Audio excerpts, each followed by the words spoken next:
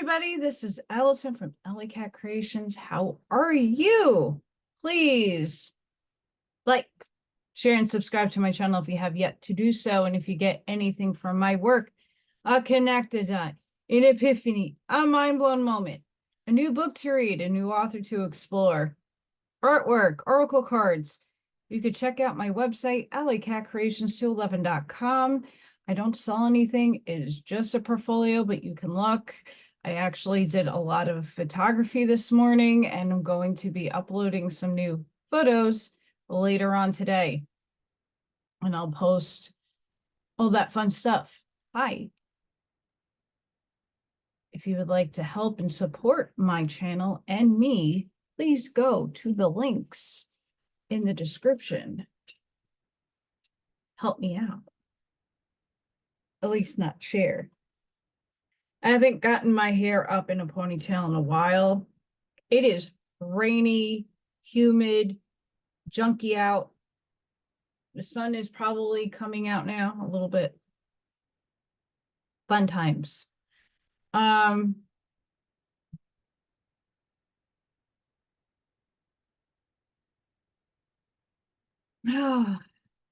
It's Tuesday. My days of the week are wonky. Today we're going to do personal survival. I got my trusty coffee. It is 11-ish in the morning here. Trying to get my day started.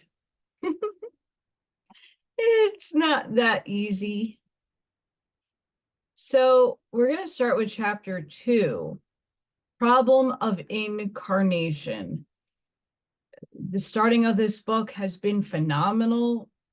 Cosmic philosophy. And there was just so much there that I left it as the one and only reading. I might do the next section. We'll see how long it goes.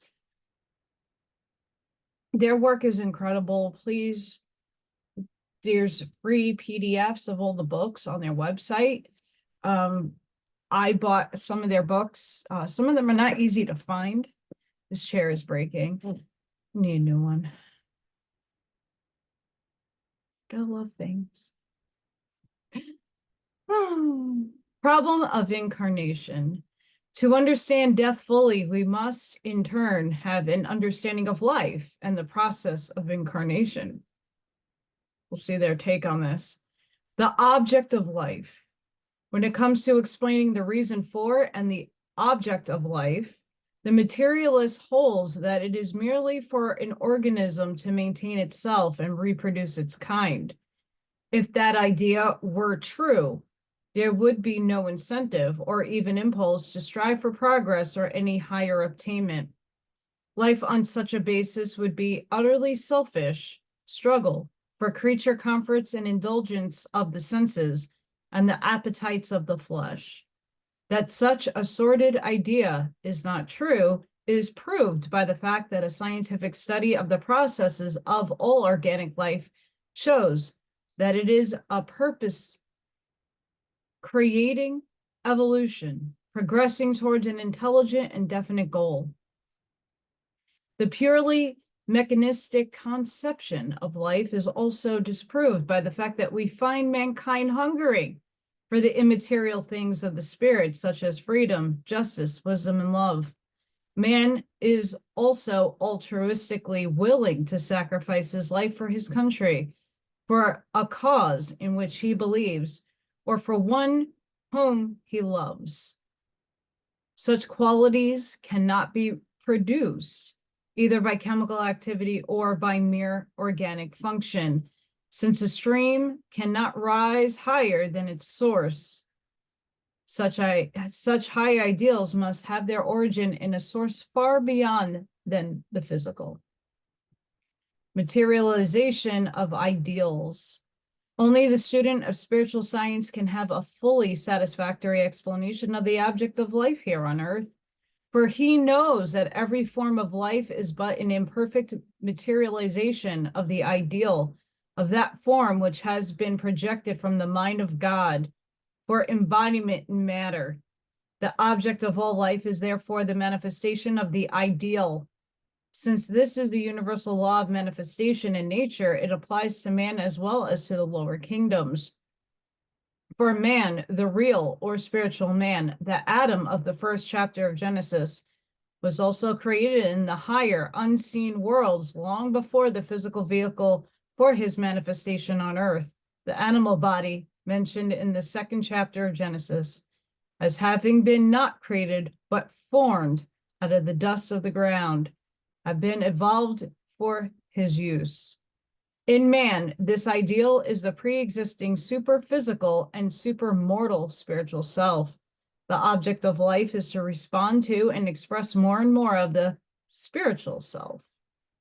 However, much the individual may understand his own needs and abuse his best opportunities, there is satisfaction for him at long last and the solution of his problems, only in the realization of his best and highest self. As we have said before, when a potter starts to make a wonderful vase, a marvel of beauty, a poem of symbology, a lesson for all who look, he does not copy something another mind has brought forth. Such a production would be an imitation of the real. The true potter, the artist, is original. Long before one stroke is made, even before the clay is moistened, his mind has created every detail of the vase. As long as we regard ourselves as mere mortals, death will have all the terrors of the unknown. But once we realize that we are immortal souls who have reincarnated many times and therefore have experienced many deaths, death is but a beneficent incident in the cycle of immortal life. This understood dispels all the fears and terrors of death. Pause. It's why the Nordics, the Vikings, always said till Valhalla. They knew this law, they knew this truth. They weren't afraid of death. They knew that they were going to come back again and again and again, as all of us have. The cycle that we're right now in is us remembering the veil is lifting. And slowly and but surely, many of us have already had our veils dropped as we were young, so that we could be the way showers to help people start remembering who they are in essence.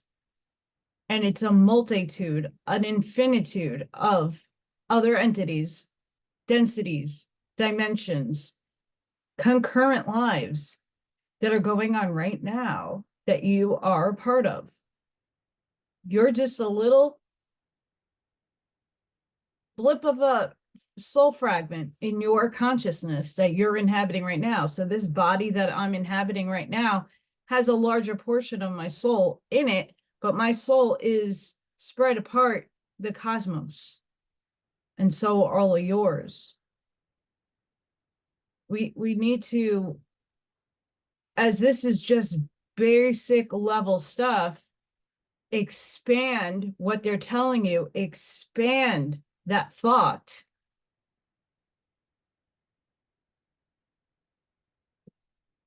Expand it.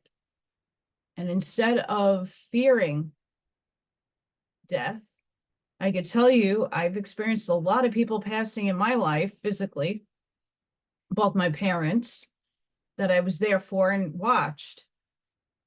I smiled. I was happy. I got to actually cross my mother over. It's a beautiful process. Yeah, does it suck? Yeah, it does, because we're used to the physical vehicle and the form. And, you know, like the other day, I went on a job interview and it went so well. I went to reach for my phone to call my mom, but knowing that she's passed away, I'm like, oh shit, I can just talk to my mom in my mind. I don't need a phone. But it was the urge to she was the one and only person I knew that when I told somebody, you know, some good news or something really exciting happening to me, like she would authentically be really excited and happy for me. And I felt that. And that's what I miss. And it took me maybe a week or two to figure that out, that no one else can provide that feeling for me. I have to provide it for myself now. But she filled that gap in for me my whole life. You know, we always go to that one person that really authentically feels for you and is really excited for you and not just saying it because they want to be nice. But it's just the cycle of third dimension and third density. When we detach, we would be better for it, so that we cannot stay here and get stuck in the astral realms where you become a ghost. And they talk about it in their book, Realms of the Living Dead. Back to the book. Death, a victory. Properly understood, death can be a victorious experience in life, everlasting, a joyous dropping off of all the limitation and bondages of the flesh. It could be a triumphant entrance into a greater realization of life eternal in the heavenly realms, the consummation of a long-awaited universal and inevitable experience in immortal life, our true home. The reference to pre-existence given in chapter 1 are enough to establish the fact that Earth is not our true home or place of origin, and that our real and spiritual self is an individualized spiritual being who exists independent of and superior to its limited expression through our human animal body. In other words, our spiritual self is an individualized ray of God, projected into the worlds of form to manifest the potencies and powers of God. Just as the rays of the sun are individualized expressions of the sun, every beam of which contains all the potencies and powers of the sun projected for embodiment into all the living forms of nature, just so are we rays of the spiritual sun containing all its potencies and powers. Hence, we are properly called sons of God. We are gods was not said in a mere figurative sense. Man may become a god, or that which has all the magnitude and grandeur of a god, as we are told in letters from a living dead man, Barker. It is in the spiritual self, which is now commonly recognized by the psychologists and psychiatrists as limiting our reactions and is referred to as a mentor or censor. And as the ancient Hindu teachings put it, man is a crystal ray, a beam of light, immaculate within a form of clay, material upon the lower surface. The beam is thy life guide and the true self, the watcher and the silent thinker, the victim of the lower self. Parents chosen. To accomplish this, when we come into incarnation, we usually choose parents with whom we have set up strong karmic ties in the past lives, or those who will give us the type of body and brain, not mind, for we bring our own mind with us.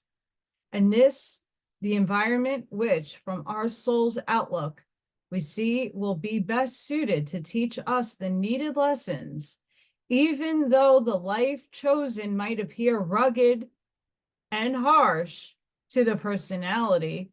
We choose our light from the standpoint of the object to be accomplished, not for the conveniences or pleasures of the personality.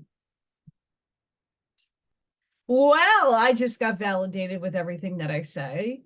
My knowing. I say this all the time. We choose our story. We choose our parents. We choose our mates, animals.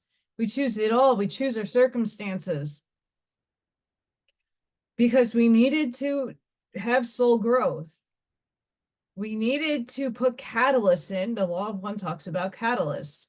We needed these events in our lives to change, mold, and shape us to have soul growth. Because every experience we walk through, we gain wisdom. Everything we heal from those experiences, we gain wisdom. And we check off the karmic list of things that we needed to learn in this life.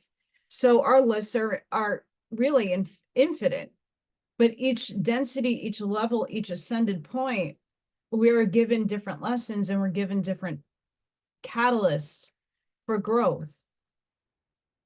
We chose our parents. And I know that everybody's stuck on the bloodline thing, and oh my, it doesn't effing matter. And the reason why I'm harsh and so adamant about it is because we're all one. We are all one at the end of the day. Does it matter? You're labeling and giving yourself a superiority or an inferiority complex by saying if you have a certain blood, let's say A plus, let's say 0, let's say O, RH negative, all of that stuff, that you wrote your experiences. So what does your blood type have to do with you being abducted or you being a part of a bloodline of why are you putting these people on podiums? Once we stop putting other people on podiums and trying to figure other people out besides figuring yourself out, you're the more the better. I love everybody. It's mind-boggling. It's a nice concept to look into if you're bored. Really, truly. I was told I had to do those DNA tests to find my birth parents. I had to choose my birth parents because they came in with specific lineage in their DNA cellular memory that I needed in order to perform the tasks that I needed to perform in New York in the Stargate. They had both lines of abilities that I needed sequentially in my DNA. My blood type is a commandery one and one that has kept me alive and safe. We need to stop putting other people in the importance of bloodlines in fathom.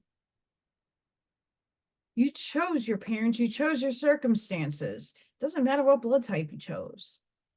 It's whatever the physical body needed in order to thrive.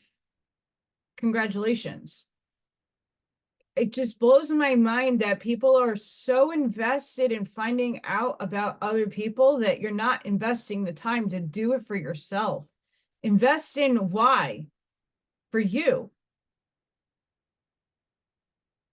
And I'm being harsh in my words because it like we need to snap out of this like fog, this spell fog that everybody's under.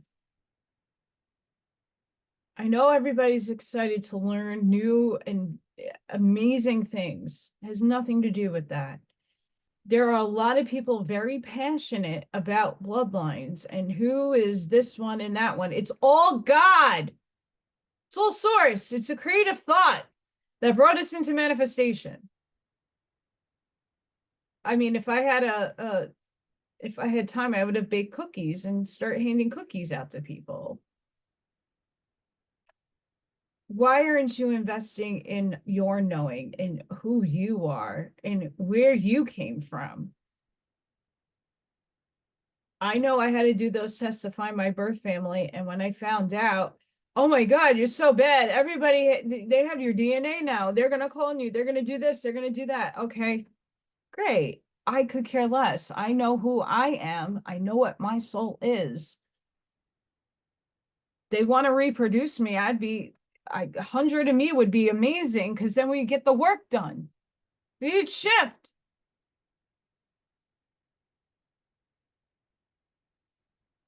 But again, stop putting people on a podium. Stop figuring out other people's stuff. Figure yourself out first. And once you do so, in a larger sense, then yeah, if you're bored, go and have fun with the bloodline. Like whose lineage is from who, right? Are you doing the work on yourself first? Because I bet you not too many people are. And I'm not saying go and doing those tests. Find out the answers are within you. Start remembering. And they're on point, by the way. Plane of demonstration. Since the earth plane is the plane of demonstration, one reason why we come down to earth from our home in the heaven worlds is to learn and demonstrate the lessons necessary to complete the manifestation of our spiritual self through the body of flesh in this lower world of matter. On some occasions, we incarnate only temporarily when it is not our cycle or full life term, to divert the chosen parents from a frivolous life of social striving, mere money making, or other material ends, and turn them to the study of spiritual truths. The early death of a beloved babe often diverts the parent's life and leads them to seek the path of spiritual attainment. On such occasion, the parents sometimes remain in close touch with and are responsive to the guiding influence of such a child after its passing. Pause. So for any of the mediums and people who can read spirit and know about mission spirits, that is a mission spirit. When a child comes in sick, when a child comes in and doesn't come to full term, when a child, even up into the teenage years, comes in to teach and be a catalyst for change in the parents and the people around them. I can't tell you how many of my friends took their lives and their families are now better for that sacrifice because they came and started looking spiritually within. Do I miss my friends? Absolutely. But they were mission spirits. They had a mission. Now let's think collectively on a totality scale. Humanity. These mission spirits are the very children we were trying to protect. As harsh as that sounds, they came in knowing what is going to happen. They come in their birth in whatever manner they are, but they know they're going home. This was just for them to have a short, expansive life in torturous hell to help humanity see it's a big damn process. Animals, all of it, they know what they're doing. We signed up for it. Many of us were mission spirits. Another way we can equate this is back a few years ago with all the cops taking lives of other people of other races. Those were mission spirits to bring out a problem that humanity, not just America, all around the world needs to identify and solve and come to terms with, that there's an imbalance. These souls were chosen to do those things, whether it was a right or wrong case, whether it was mistaken identity, or that person really did something heinous and it just happened to be portrayed differently in the media. It doesn't necessarily matter. That they chose to help awaken to a bigger picture problem. Okay? These souls come in for those purposes. So you got to detach emotionally from what has been going on. This is all about experiences and learning. And we have done it many, many, many, many, many, many times. You're just not remembering it.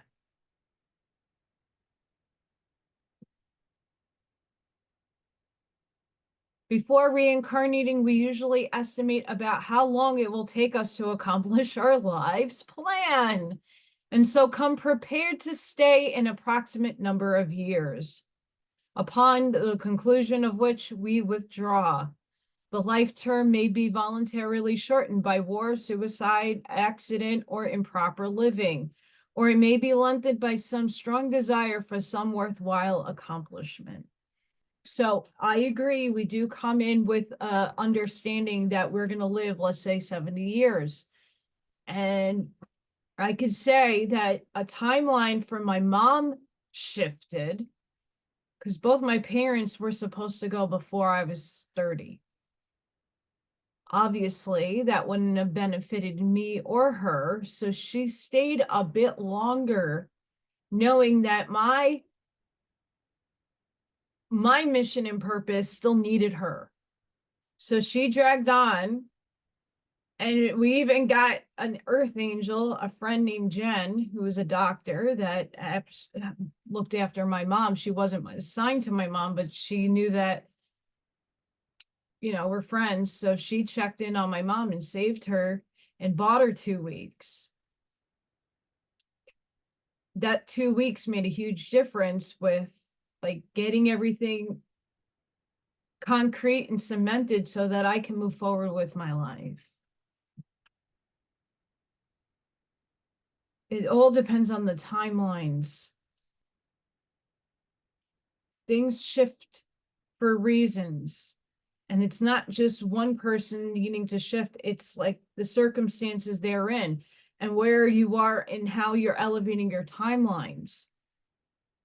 It's very important. It's not prolonging a life. There's still suffering within that prolongment. Thankfully, my mom didn't prolong too much after the fact. She stayed until I was 34. And then she left. We all write these things into our lives. So you have to honor the fact that each and every one of us chose the manner in which we were going to pass. All is for experience of self and for the other selves, which is your family, which is your friends, and the people that you inhabit. When you can detach emotionally in the negative sense, we always want to celebrate life. We always want to celebrate the impact someone had. We can't get stuck. Mourning is absolutely normal. It's not easy to detach from someone that you love and that's been a part of your life. It's not easy. But when you detach and you are prepared mentally for these events to happen, you're not going to get knocked on your butt and left fielded when it does occur. The only time that really necessarily does happen is in catastrophic, events where you're not watching someone wither away. It's spontaneous, an accident, whatever the case, something that happens really quick. It still sucks. But I like to celebrate life. I like to enjoy the fact that my parents are a thought away. And I don't need to have the phone to talk to my mom anymore. Hey, Mom, how you doing? Boom, here she is, right? You just have to be aware of the signs. You have to be aware of these things. Accomplishment. As we have previously stated, the main object of incarnation is to afford the spiritual self an opportunity to manifest in the flesh all the spiritual qualities which it has acquired and the degree of their unfoldment here on earth, as it has already been done in the higher worlds. To accomplish its life mission, our spiritual self must have a responsive physical instrument through which it can contact, respond to, and utilize physical conditions Naturally, this greatly limits the expression of its life and consciousness, but it is the best it can do under the circumstances. The body is therefore often a most hampering and rebellious instrument, for the animal self has desires and a will of its own, which must ultimately be made subservient to the desires and will of the spiritual self, until it is willing to say to that self, "Not my will, but thine be done." St. Paul recognizes this fundamental conflict when he says, "I delight after the law of God, after the inner man, but I see another law in my members, warring against the law of my mind and bringing me into captivity to the law of sin." Cause and effect. This shows that God neither rewards nor punishes us, but gives us free will to follow his guidance. He allows his great law of cause and effect to operate in the higher worlds as in this world. So we have no one to blame for our after-death conditions but ourselves. Do not blame God when you reap the results of your own creations through the vibrations you have generated and causes you have set in motion, for we reward and punish ourselves by reaping the results of the conditions we have created in this earth life. It is a sacrilege to think of God of love and justice condemning us to eternal punishment for mistakes made largely through ignorance, while in one short life earth life, the realization removes the great fear complex generated through ages of misunderstandings of the allegorical nature of the biblical description of the conditions of the afterlife. So, to an extent, I agree with this, but then I don't. All the mistakes we made are lessons that we need to learn, and sometimes we don't learn it in one lifetime. Sometimes the magnitude of the layers that need to unfold in the learning doesn't happen in one lifetime. But we shouldn't blame and be guilted for this because it was in our plan all along. We do have free will choice to choose how to react, respond, and how to go about this life. But we chose our circumstances. We chose the manner in which to live our lives. So there are people in poverty mindset. So those people need to overcome that poverty mindset. They need to push a lot harder. They were challenged in this life to push themselves out of the social norms that have been dictated to us. We're here to cut these cycles. We're here to heal the past, to make wrongs right. We can't do that if we're not aware of them. So we got to stop fearing. There is no damnation. There is no judgment. When we go up to source, source is really going to be like, okay, your higher selves. Well, you did great here. You totally got over those challenges really good. Like you really learned your lesson. And when we tested you again, you didn't repeat. Great. You can move on to here's all the other lessons you need to learn. Here's what you missed. You didn't miss all, some things you just got a little off and some things you got majorly off. So you just go and repeat those lessons, but you don't necessarily have to do it now in 3D again. You do it in a higher density form. You never stop learning, and you never stop being tested, and you never stop having challenges being thrown your way. It's how you respond to them and being aware of them as they come along in your life. Once you have the understanding of why things are happening to you, for you, the better prepared your mind is, and this is mental gymnastics I talk about, to alchemize, transcend those reactions and make them better. It's very, very interesting. But once you're aware of the cycles, once you're aware of a lesson that you're being thrown at constantly, like, why do I keep repeating this shit? Okay, so then you analyze, what did I miss? What did I need to learn? What was the challenge I'm supposed to overcome? Maybe I got to change how I go about solving this problem or dealing with this catalyst or handling this issue.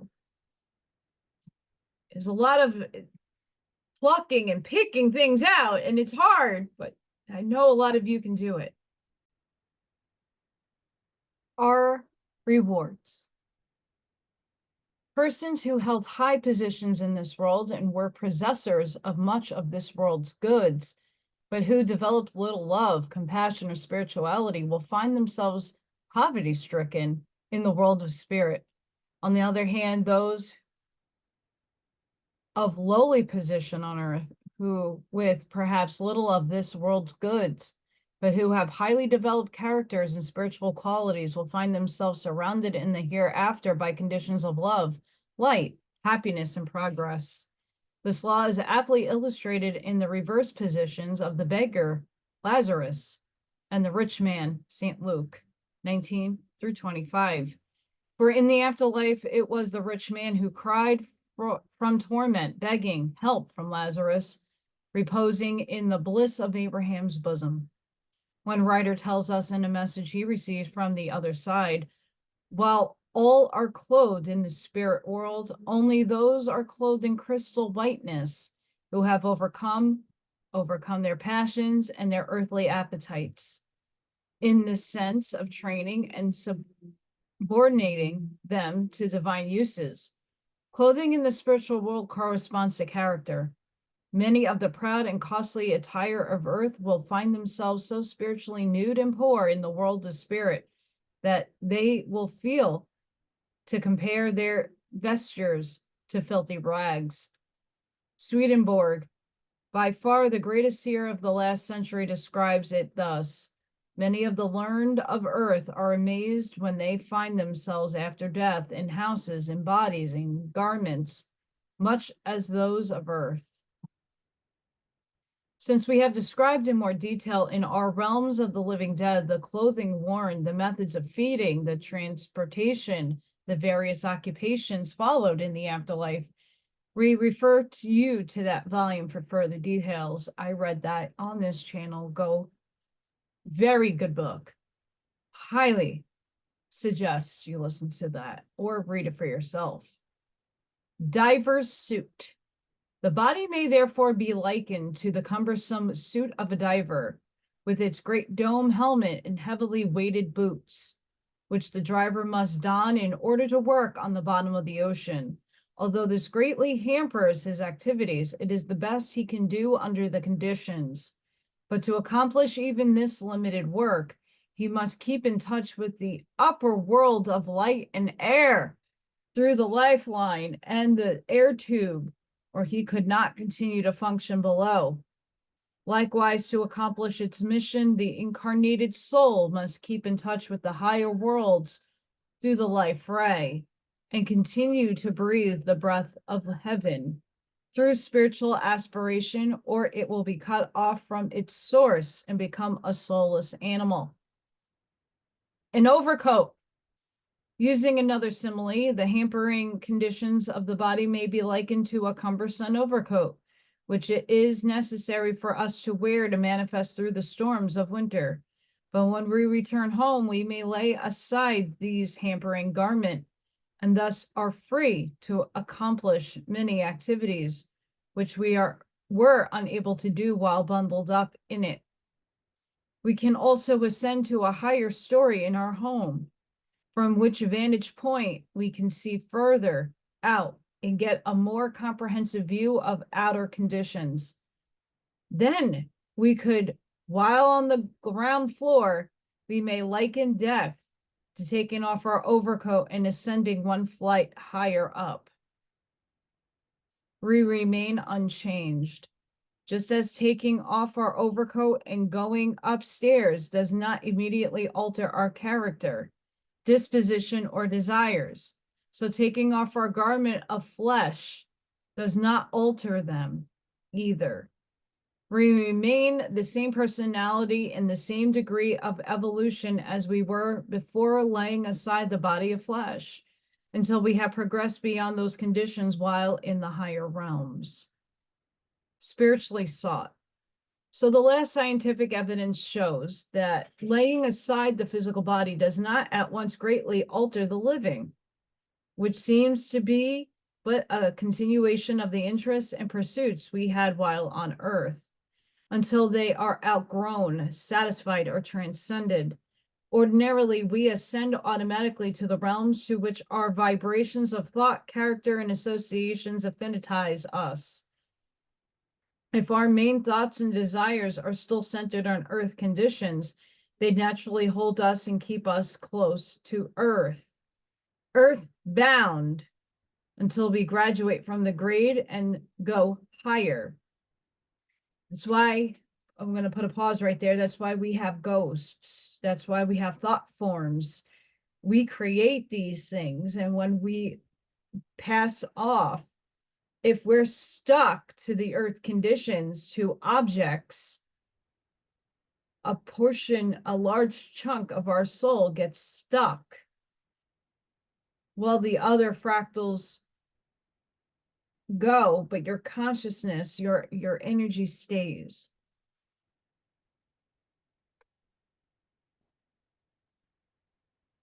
So why I keep making it an issue to detach from material, physical things. Yes, we need these things. We need computers. We need whatever have you. We need the materialistic stuff to have an experience to grow and learn from. But at the end of the day, you're not taking these things with you when you pass. You don't take anything with you besides your energy. So just keep that in mind. So death does not automatically confer spirituality. That attribute must still be achieved through aspiration and growth in the higher realms, just as surely as it must be while on earth.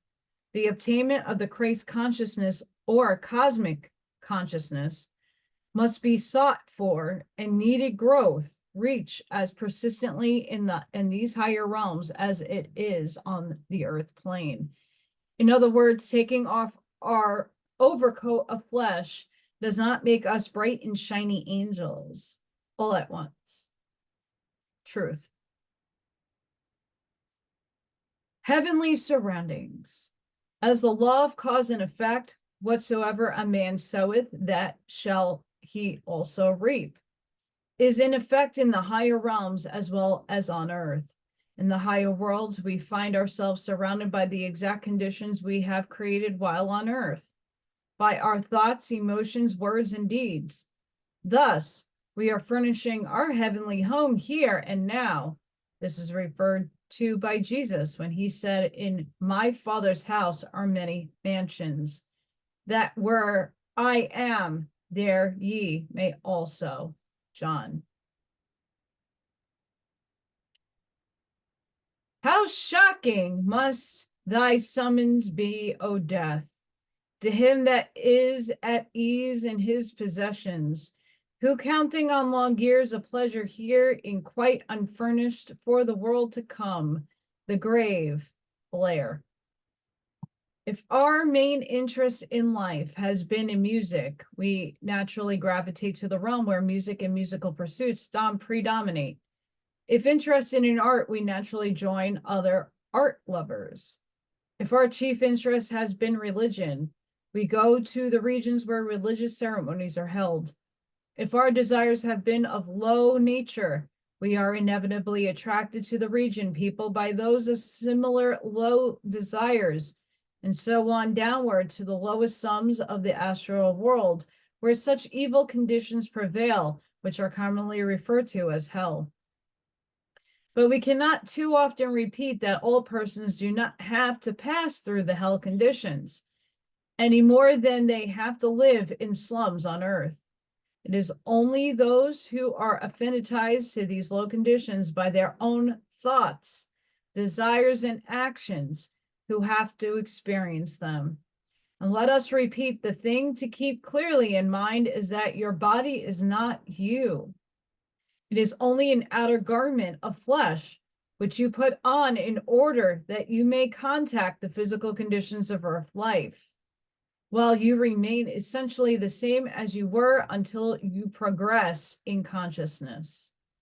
Heaven and hell are therefore not only states of mind, but are regions as tangible to our spirit body as the regions of earth to our physical body. We cannot too often repeat that your body is only your house or dwelling place, your overcoat or shell, which you discard when you go through the gateway of this thing called death. You use it while you are on this earth plane to gain the experiences of that plane for benefit of your soul's growth. Modern psychic research shows that the poet Holland was correct when he quoted, "Heaven is not reached by a single bound, but we climb the ladder by which we rise from the lowly earth to the vaulted skies, and we mount to its summit round by round."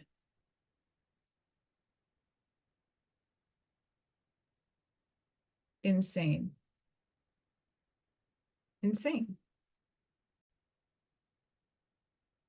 I'm going to do it. Chapter 3, Problem of Reincarnation. No philosophy that purports to explain the circumstances of life with their inconsistencies, contradictions, inequalities, seeming injustice, unmerited suffering, and apparent success of evil can give a satisfactory explanation of these conditions without including the facts of reincarnation. Life cannot be explained without including this law. Reincarnation is therefore only the answer to humanity's eternal cry. Why?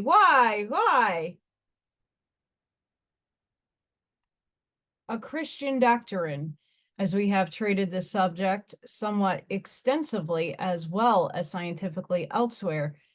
We herein give only a brief outline of the law. In doing so, we feel that we are on safe ground theologically as well as scientifically, for Jesus taught especially that John the Baptist was a reincarnation of Elias when he said, "Elias shall first come and restore all things, but I say unto you that Elias is already come, and they knew him not."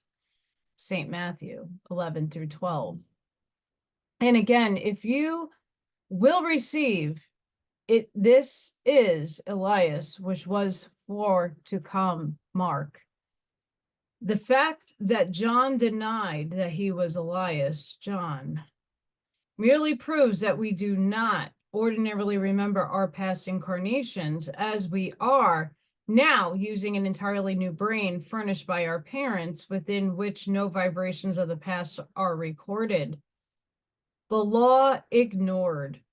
Although this law was well known to the early church fathers, it has been pointedly ignored by theologians of later ages, for its acceptance would necessitate the revision of their materialization of the allegories of a lake of fire, brimstone, eternal punishment, used to describe that after death, suffering, and mental torment of remorse for evil deeds, and the disintegrating effects of the evil we have created, which constitute the only hellfire and torment.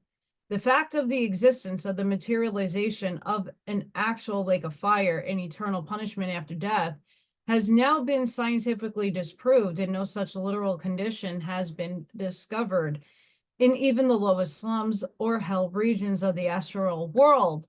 Therefore, the bogies of fear of eternal punishment, which is so frequently used to coerce men's minds to accept their theological dogmas, no longer holds water among independent thinkers who have investigated the problem.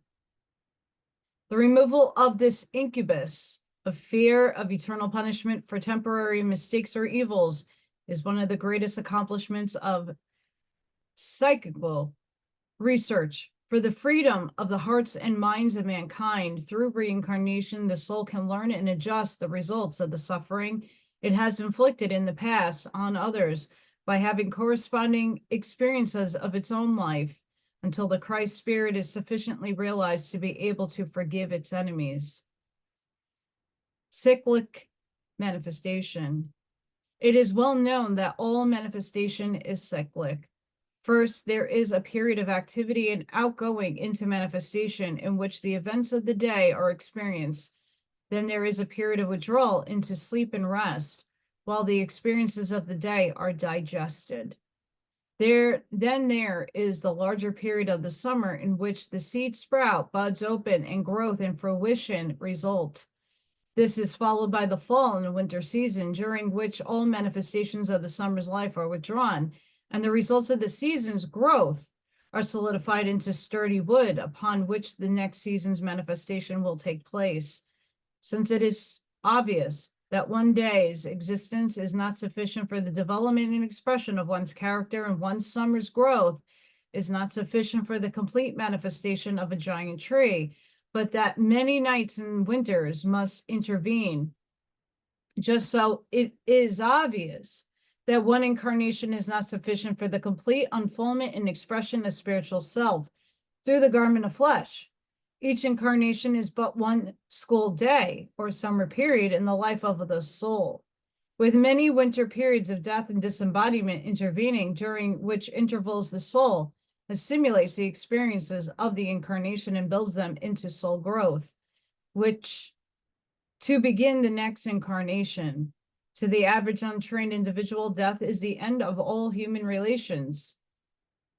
This is not true, as we have seen, for as sleep is a short interval between our experiences of earth conditions to the consciousness of which we die nightly, so death is only a longer interval of rest and recuperation between incarnations into earthly conditions. Hence, just as surely as we awaken each morning and bring back with us all that we have learned in previous days, just so surely we will survive and awaken into a new day period of life in the next incarnation, bringing with us as inherent faculties all the gains we have made in the last life, together with all we have learned in the higher realms, between death and rebirth as stock in trade, with which to start the new incarnation. Birth and death are therefore an inevitable as day and night, summer and winter, which mark the cyclic changes in the material manifestation of nature. But obviously, these changes do not mark the end of life. Inborn qualities.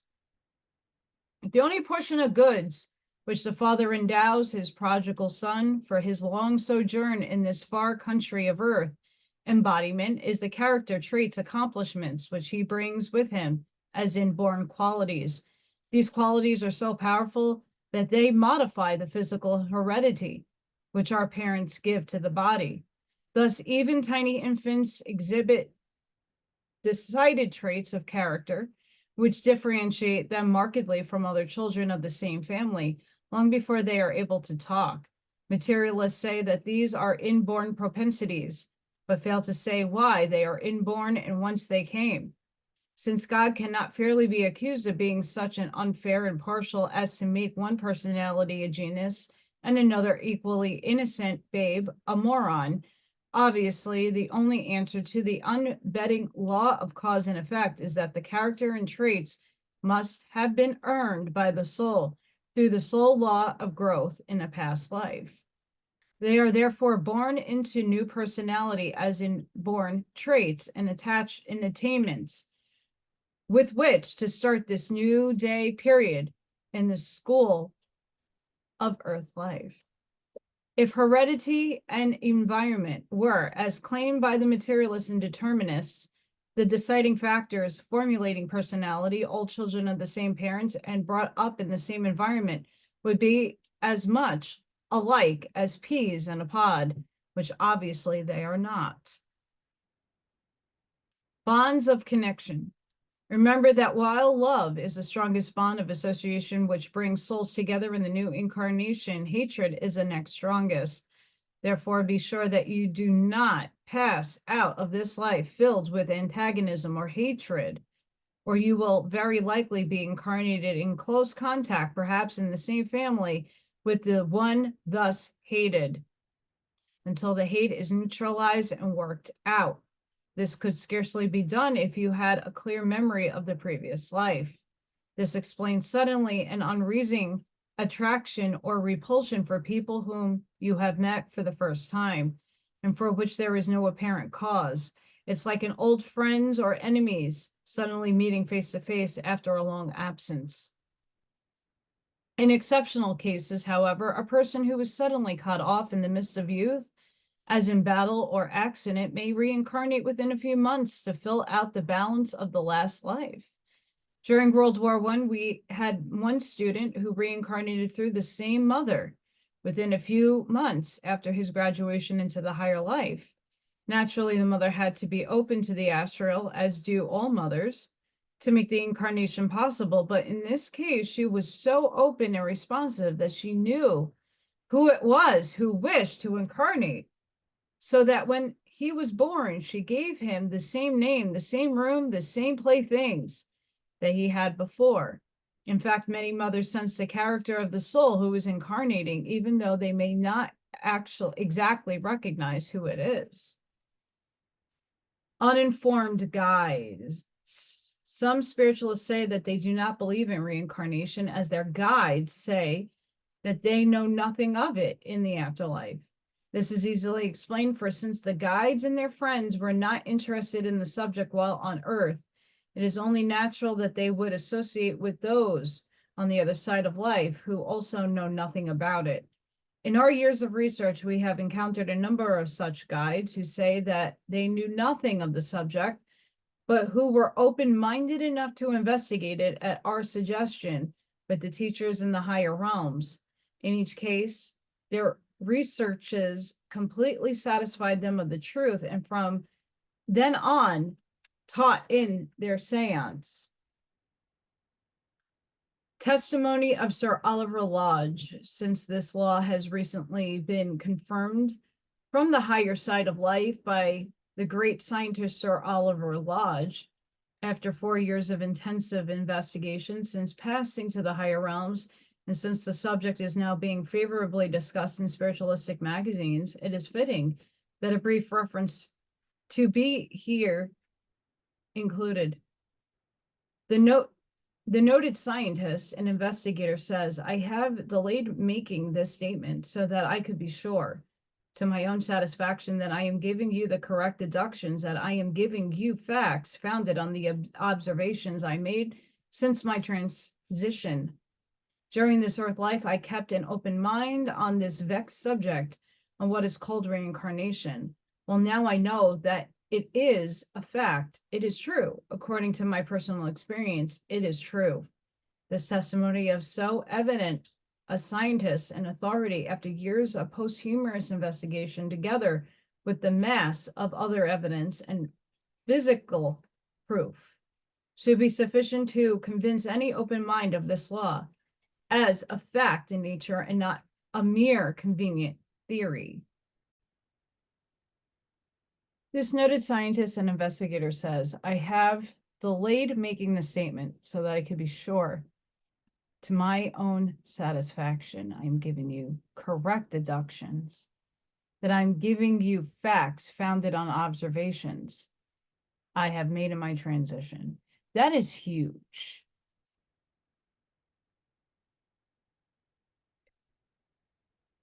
The scientists back then wouldn't ever say such things if they didn't have the experience for themselves. Insanity. Free will. Many say that this life is so difficult that they have no desire to come back again. But they are judging from the limited mortal viewpoint of the personality and not from the soul's standpoint. As a matter of fact, since they still have free will, they will not have to come back until they so desire, even though they remain out of incarnation for ages.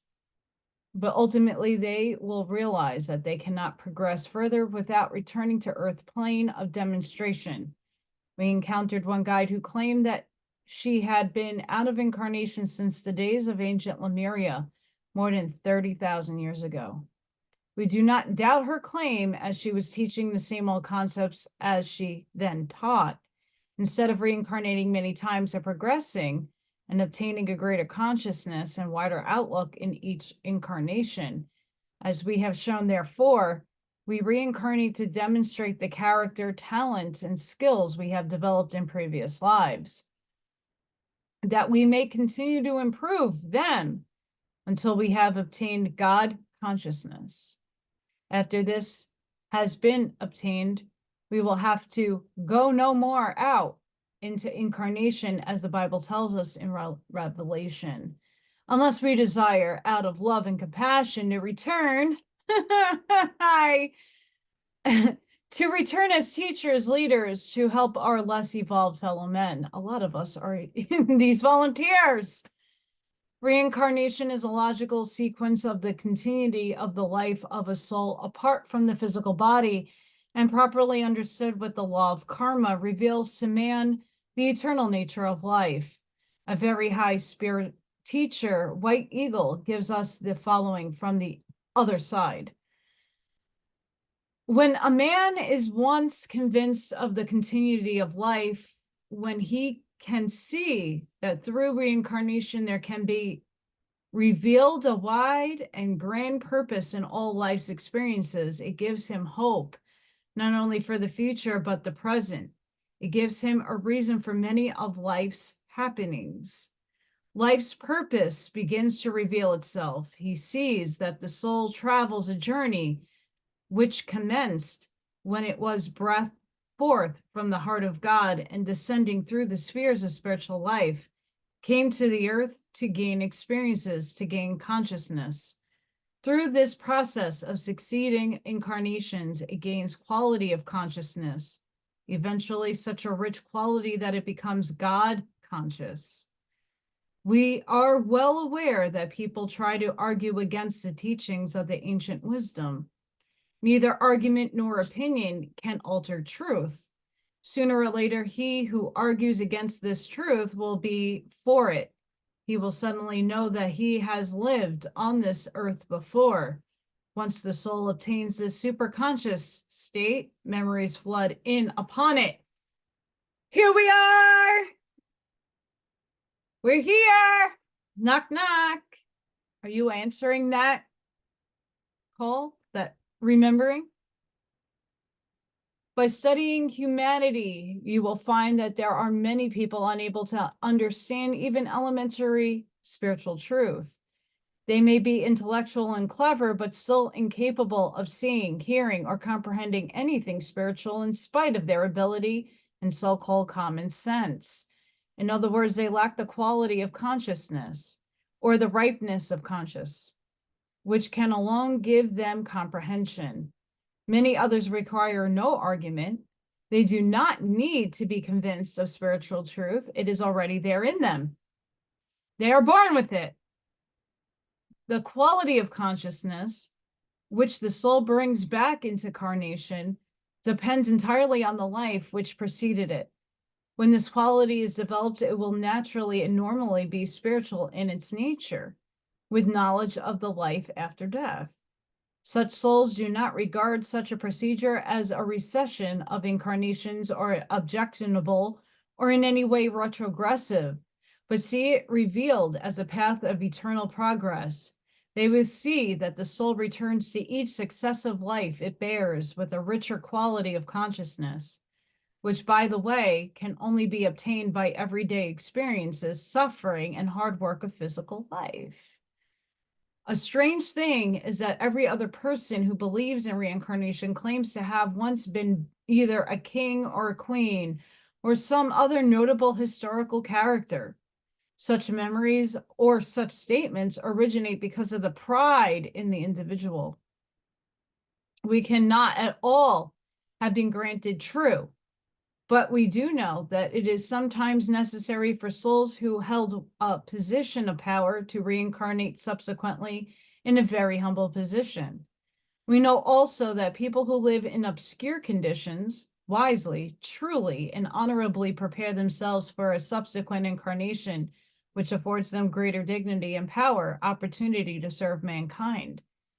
The whole purpose of reincarnation is for the development and training of the soul.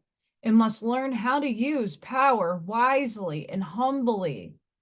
It must learn how to accept with simplicity and humility the limitations which it has earned before it can find the truth concerning itself. Some souls who pass in the spirit world apparently escape retribution for their sin shortcomings. They appear to live in comfort and happiness, which, much as many people dwell comfortably and complacently down here on earth. Their past actions, how they affect the whole community, apparently bothers them not at all. But consider whatever a man soweth in laziness and complacency, in indifference to the suffering of others, he will experience himself. Perhaps not in this incarnation, perhaps not in the spirit world, during the soul's period of rest, or in the intermediary state between one life and another, but as sure as night follows day, man, races, and nations meet that which they have meted out to others, either by active evil or cruelty through neglect, which later might be called inactive cruelty. But perhaps your experience may not necessarily result from either action or reaction, but because of neglect or of opportunity. This is a strange saying, but suffering and disappointment often offer opportunity to the soul. Once the soul knows this, it will accept its lesson with humility and will not question, will not demand to know why.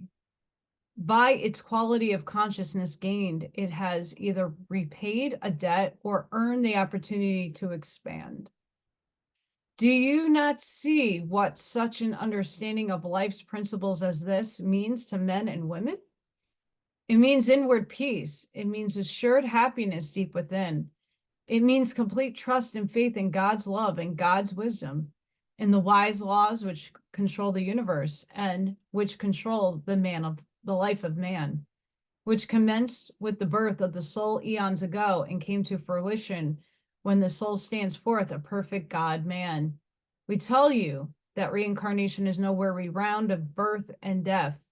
After touching the high spheres of light and glory, an inextractable law does not force the reluctant soul back to the dull dab conditions of physical life. No, something far more beautiful happens. The soul after death passes onward into a state of light and peace where there is able to review itself. Do you know what the soul instinctively yearns for when it sees its past in due perspective? It cries, "Oh my God, for another chance. I will do better next time." Is this not logical? How few of us fail to look back over our years and say that if we only had our time over again, what different lives we would lead. God in his mercy offers such opportunity to the soul. In the old Masonic phrasing, the soul comes forth to labor on the earth, but it returns to its true home, to its true self for refreshment. Then again, it returns to labor.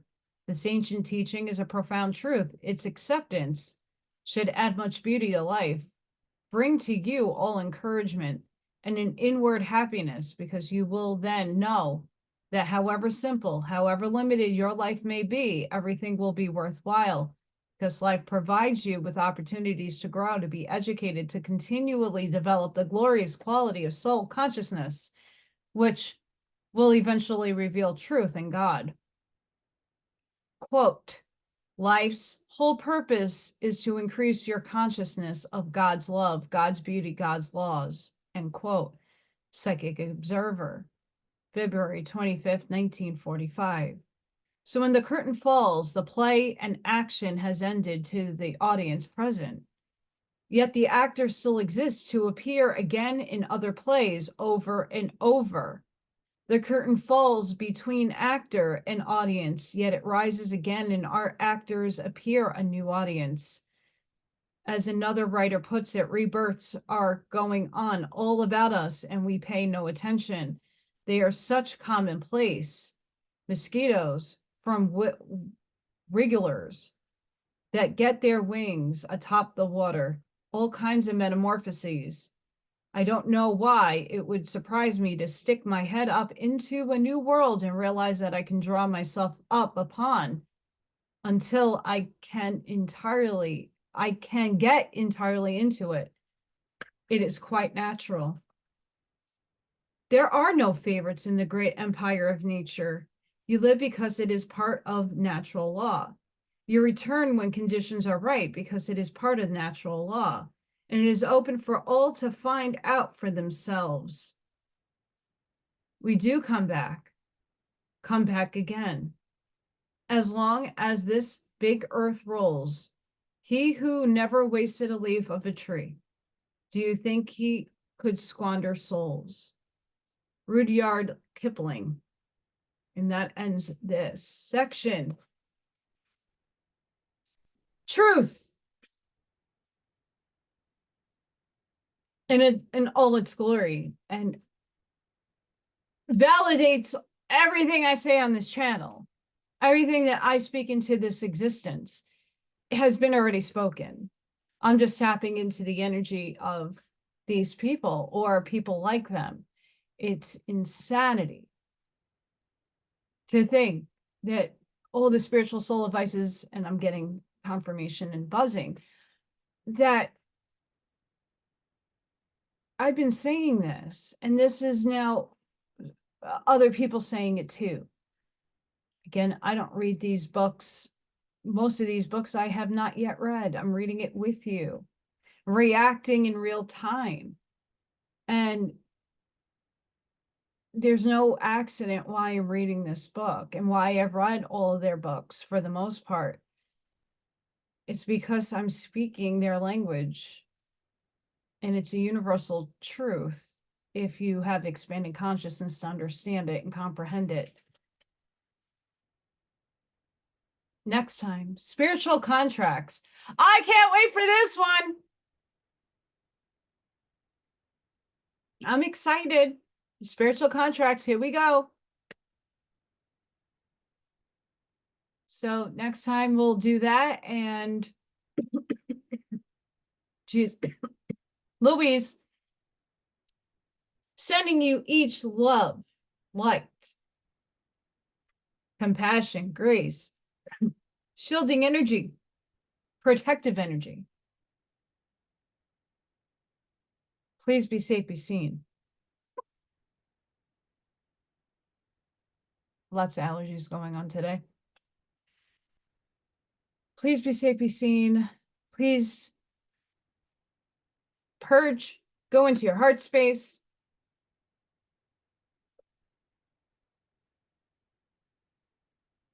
Seek the truth in yourself, remember. And I hope to see you all in the next one. My goodness, sorry guys. Trying not to cough. Please don't forget to like, share, and subscribe. My goodness. All the links to help me are in the description below. And until the next one, guys. Bye for now.